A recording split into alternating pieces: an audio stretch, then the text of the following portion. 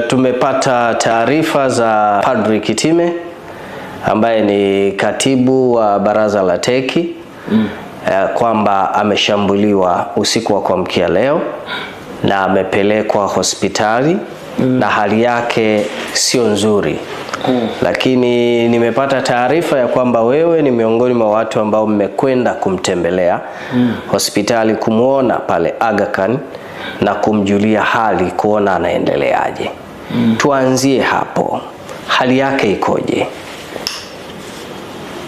Father Charles Kitima, kama ambavyo mmesikia na wengine kwenye mitandao ya kijamii, mimi pia ni kati ya watu ambao nimesikia hilo, nikafuatilia, kujua ukweli kwamba ameumia na amelazwa kwenye hospitali ya Aga Khan. Ni kati ya watu ambao nimefanya nao kazi siku za karibuni kama viongozi wenzangu wa kidini kwa karibu zaidi, kwa sababu nadhani ya kupigania mambo ya haki za Watanzania. Kwa niliposikia taarifa hii nikataka kujiridhisha, kupata kwa undani zaidi. Lakini nikasema hayakuambiwa haya, hapana, ninaweza kumpata mwenyewe, kama naongea naweza kupata vizuri habari vizuri ili kuaje. Kwa hiyo nilifunga safari kana Aga Khan, ndio nikaonana na yeye, tukawa na mazungumzo juu ya tukio zima lilivyokuwa. Nini anawaza? Kwa hiyo ni ukweli kwamba ameumizwa, amepigwa. Okay.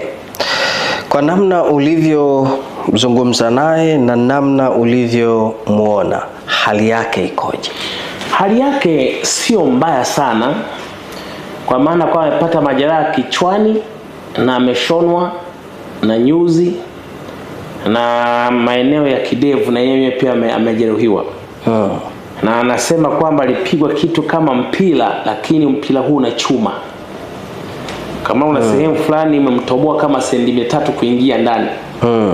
Sehemu nyingine kama sentimita 2. Na kwa hiyo pamoja na maumivu ya jeraha lenyewe, lakini pia kuna maumivu mengine kwa ndani.